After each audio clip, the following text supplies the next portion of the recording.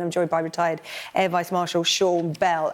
Sean, we've been following this closely since the rebellion in Moscow a couple of weeks ago now. What do you make of this latest coming out of the Kremlin, that the Wagner and Moscow are aligned despite what happened?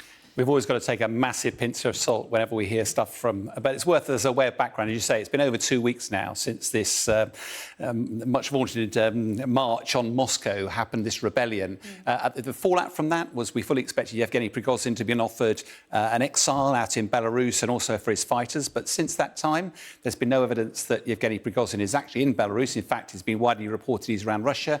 And the camps that apparently were built for the Wagner forces remain empty.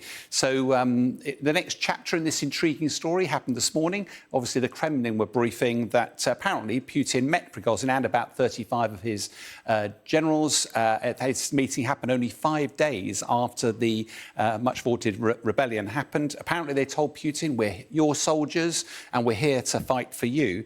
Now, of course, there is an information war going on. Putin is no doubt trying to do a damage limitation exercise here. The one thing as analysts, we thought that Prigozhin's life would have been, his life expectancy would have been very short, and previous Soviet leaders, if there was any form of rebellion, would have had a purge of all the senior leadership. They'd have all have been wiped out. So it's pretty evident, first of all, Putin doesn't want to make a martyr out of Yevgeny Prigozhin, but also he desperately needs the mercenary forces that he represents. And as a result of that, Putin seems to be holding his friends close, but his enemies closer still. Yeah, what does that tell us about his position then, not just, you know, with regard to the war in Ukraine, but in Russia in general?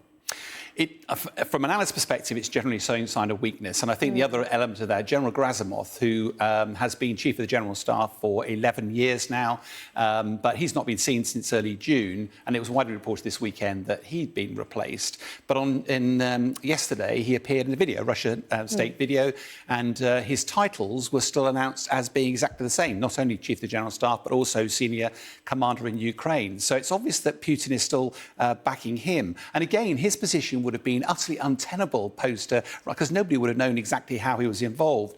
But it does appear that Putin knew that Prigozhin had a real feud with the Russian MOD. He described them as incompetent and they were literally corrupt.